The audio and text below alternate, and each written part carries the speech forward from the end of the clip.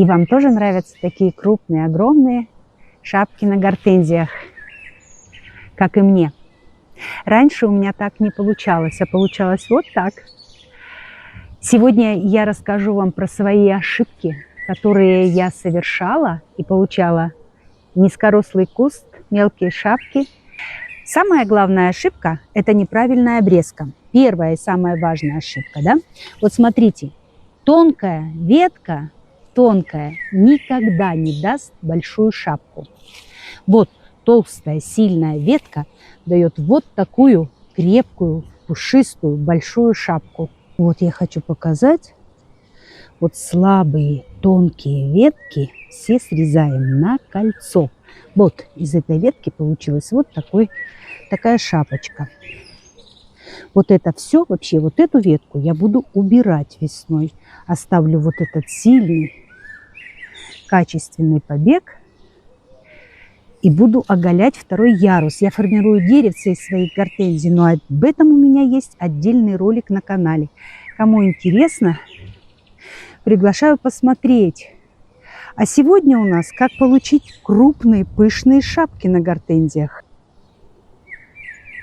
Вот сорт Sunday Fries. У нее просто гигантская шапка. Она генетически предрасположена к этому. Сантиметров 40. Посмотрите, здесь нет ни одной мелкой шапки. Это отросток. Да? Здесь нет ни одной мелкой шапки. Но из нее я тоже формирую деревце. И на следующий год я вырежу ее немножко по-другому. Вот у нас красотка Limelight на штамбе.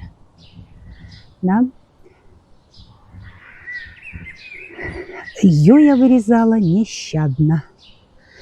Но сильно крупные шапки на ней, на штамбе, конечно, рискованно, потому что они могут от дождя намокнуть и сломаться. Я подвязываю всю свою гортензию в обязательном порядке. Некоторые делают прищипку веткам. Да? Думают, что чем больше веточек, тем пышнее куст. Вообще не так. Нет.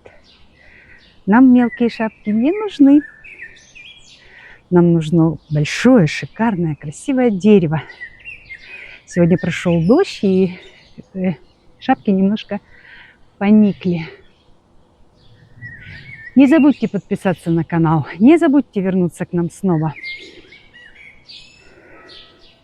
Ошибка номер 2. Недостаточно питания. Гортензия переводится как сосуд с водой. И она водохлебка и прожорлива. Если вы внесли только одно комплексное удобрение в апреле, этого далеко недостаточно. В период бутонизации, когда появляются первые бутоны, обязательно я вношу вторую порцию удобрения с калий-фосфором почти без азота. Азот теперь нам больше не нужен. Одна очень важная деталь. Если почва у гортензии немножко стала щелочной, защелочилась, то она не сможет усвоить питательные вещества. Ну, вот такое у нее свойство. Я сначала поливаю ее подкисленной водой хорошенько.